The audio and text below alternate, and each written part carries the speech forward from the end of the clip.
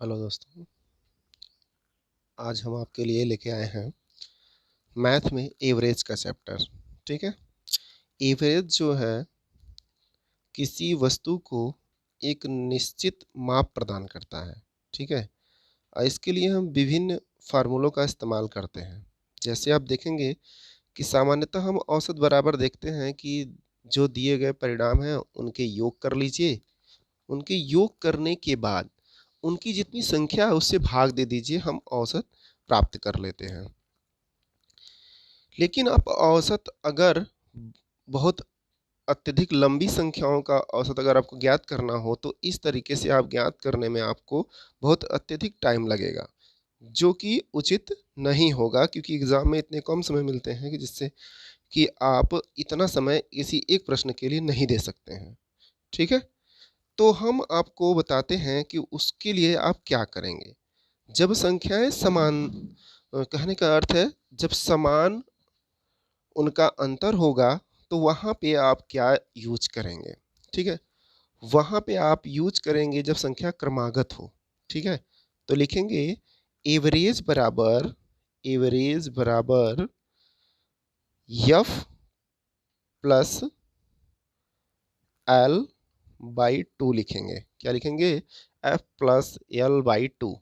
अर्थात एवरेज ये हो गया औसत बराबर यफ अर्थात फर्स्ट संख्या यानी पहली संख्या प्लस एल अर्थात लास्ट संख्या बाई टू।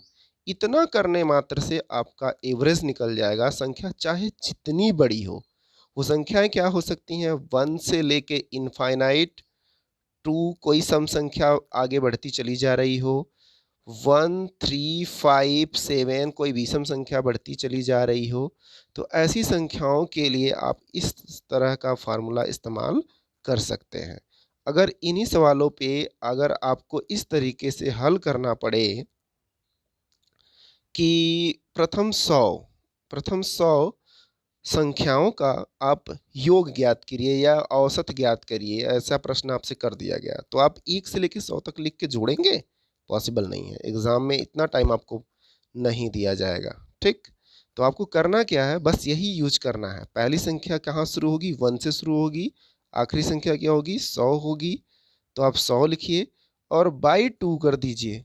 ठीक। तो औसत निकल के आ जाएगा 50.50। ये हो जाएगा आपका औसत। ठीक है। तो इस तरह से आप आसानी से ज्ञात कर सकते हैं। चलिए आगे बढ़ते हैं।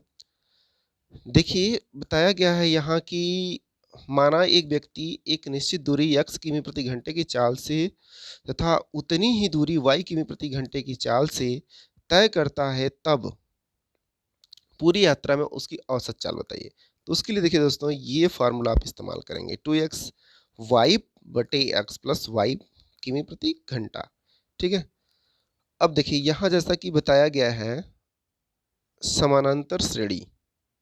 ठीक है। यहाँ क्या बताया गया है? समांतर श्रेणी बताया गया है। तो समांतर श्रेणी यही मैं बता रहा था ऊपर। अब इसको ध्यान ना दीजिए आप, प्राकृतिक संख्या ये सब को ध्यान नहीं देना है आपको, क्योंकि ये देखिए आप इस तरह से करेंगे तो लंबा प्रोसीजर होगा। देखिए ये सब सारा प्राथमिक प्रोसीजर है, ये आपको इस्तेमाल नहीं करना है।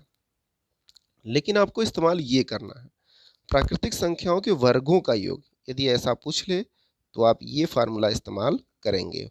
1/6 n कोष्टक में n प्लस वन, दूसरे कोष्टक में 2n प्लस वन, ये हो जाएगा आपका। और n प्राकृतिक संख्याओं के घनों का योग ज्ञात करना है, तो इस तरह से आप ज्ञात करेंगे 1/2 n और रूट कोष्टक में n प्लस वन का होल स्क्वायर।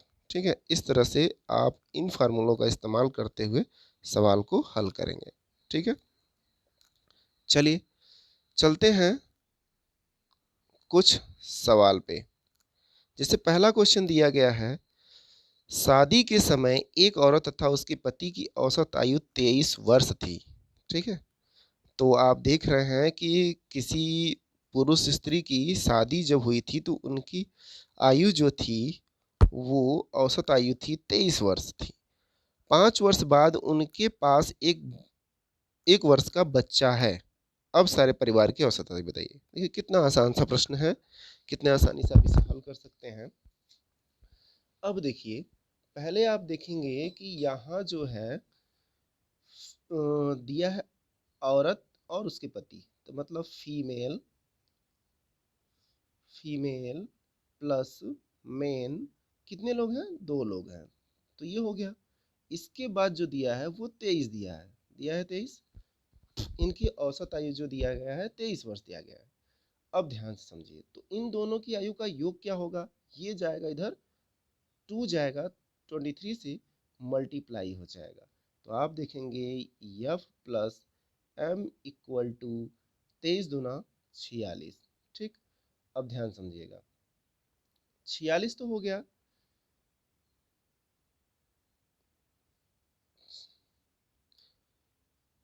अब आपने देखा कि 46 हो गया ये।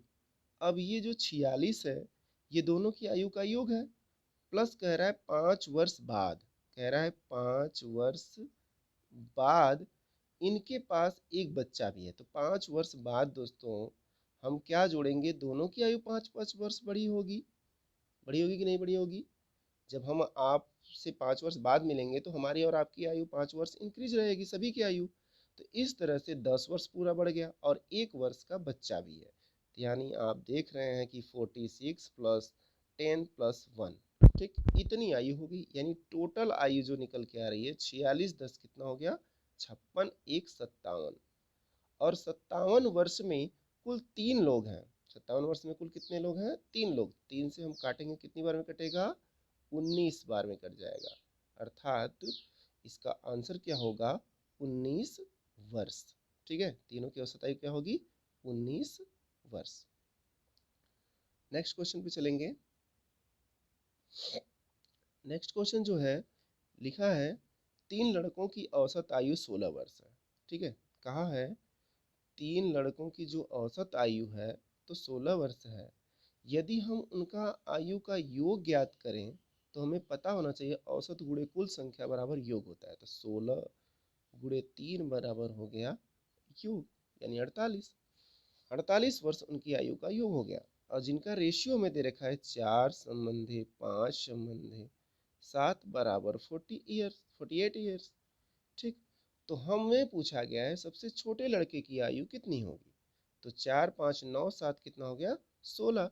तो अगर x माने 1 की तो 4x 5x एंड 7x, तो कुल जोड़ने पे हो गया 16x। ठीक है, बराबर 48।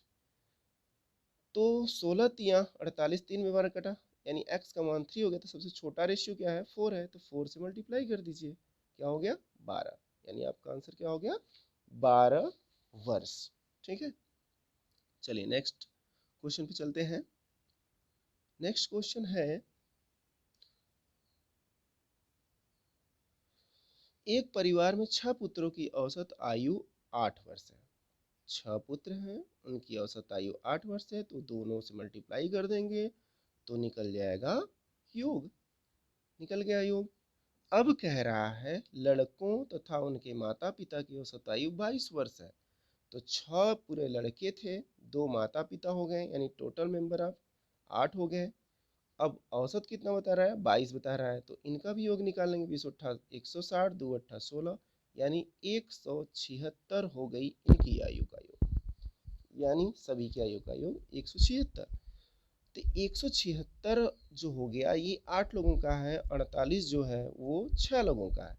तो 2 लोगों का पहले हमें निकालना है कि 2 लोगों यानी माता पिता की आयु क्या है, दोनों की आयु का योग। तो हम इससे माइनस कर देंगे, तो 50 अगर सीधे सीधे माइनस करें तो 126 बचेगा, जो कि 2 ज़्यादा माइनस किए थे, तो बचेगा 128। अब 128 इसमें कौन कौन है? माता और पिता। ठीक है, यानी मदर प्लस फादर, इन दोनों की आयु का योग जो है कितना है? 128 वर्ष है।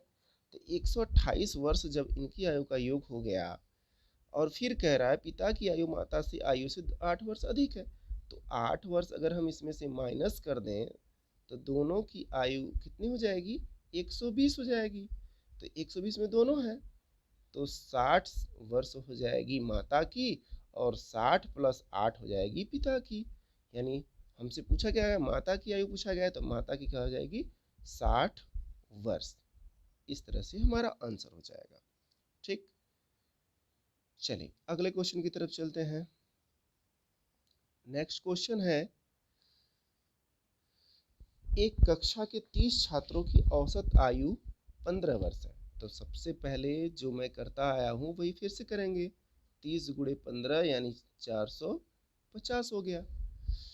अब क्या कहा है, एक 20 वर्षीय छात्र इसमें से चला गया, तो 20 वर्ष चला गया जब, तो बचा कितना, 430 बचा।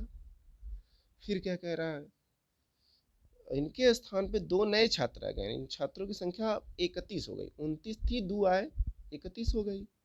ठीक, 30 में से एक चला गया था, 29 बचा। 29 और 2 कितने हुए, 31। 31 छात्रों का औसत भार कहा है, क्या हो रहा है, 15 वर्ष हो गया।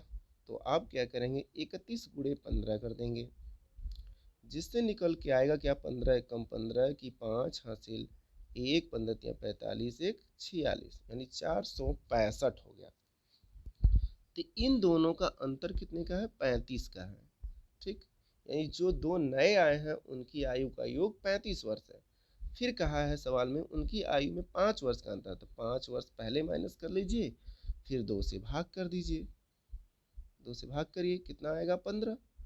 तो पूछा क्या है हमसे, तो छोटे की आयु 15 वर्ष, यानी आपका थर्ड ऑप्शन सही है। ठीक, अगर बड़े की पूछता तो 5 वर्ष जोड़ के बताते। नेक्स्ट क्वेश्चन पे चलते हैं। नेक्स्ट क्वेश्चन है हमारा, एक क्रिकेट टीम के 2 खिलाड़ियों की आयु क्रमशः 18 वर्ष और 20 वर्ष है। तो मान लेते हैं ए की आयु 18 वर्ष, बी की आयु जो है वो 20 वर्ष है। ठीक, इनके स्थान पर 2 नए खिलाड़ी ले लेने से क्रिकेट टीम की औसत आयु में 2 माह की वृद्धि हो गई। देखिए, अब क्रिकेट टीम में कितने मेंबर होते हैं, मेंबर ऑफ क्रिकेट टीम 11 होते हैं। कितने होते हैं, 11, यानी 11 सदस्य होते हैं क्रिकेट टीम में। अब 11 में 2-2 माह की वृद्धि हुई, तो यानी कुल 22 माह की वृद्धि हुई, 22 मंथ की वृद्धि हुई। हुई कि नहीं हुई, हुई।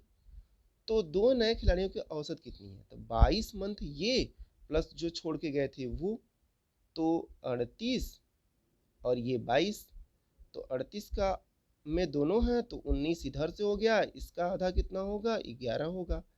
यानी 19 वर्ष 11 माह आपका उत्तर होगा। तो 19 वर्ष 11 माह कहाँ है, ये है। तो आपका third option is right answer. ठीक है, तो आज के लिए बस इतना ही। आगे हम आप लोगों के लिए बेहतरीन क्वेश्चन के साथ आपके सामने प्रस्तुत होंगे। तो आशा करता हूँ आप लोगों को अच्छा लगा होगा।